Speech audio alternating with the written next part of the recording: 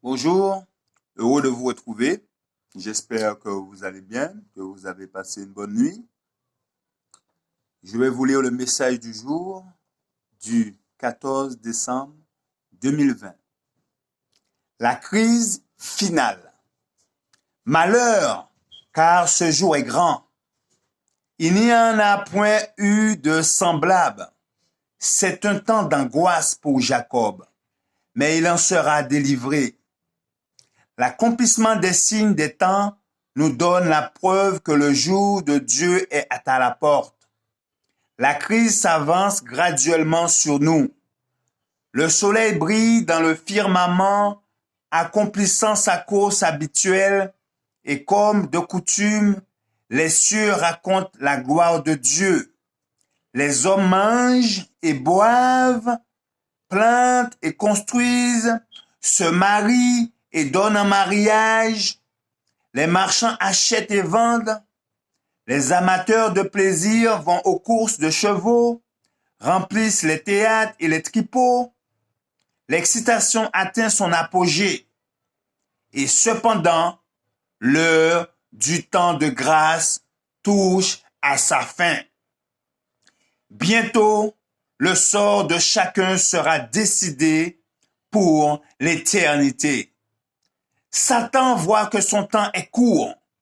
Il a mis ses agents à l'œuvre pour que les hommes soient séduits, trompés, occupés, endormis jusqu'au moment où le temps de grâce aura pris fin et où la porte de la miséricorde sera fermée pour toujours. L'époque de détresse telle qu'il n'y en a point eu va bientôt commencer pour nous.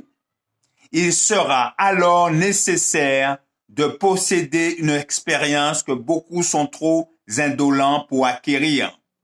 Maintenant, tandis que notre sacrificateur fait l'expiation pour nous, nous devrions chercher à devenir parfaits en lui.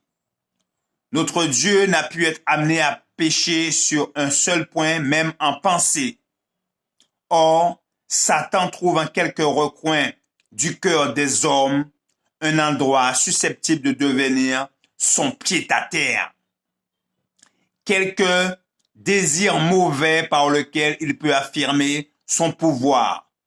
Mais le Christ déclarait, « Le prince du monde vient, il n'a rien en moi. » Satan ne trouvera rien dans le Fils de Dieu qui lui aurait permis de remporter la victoire.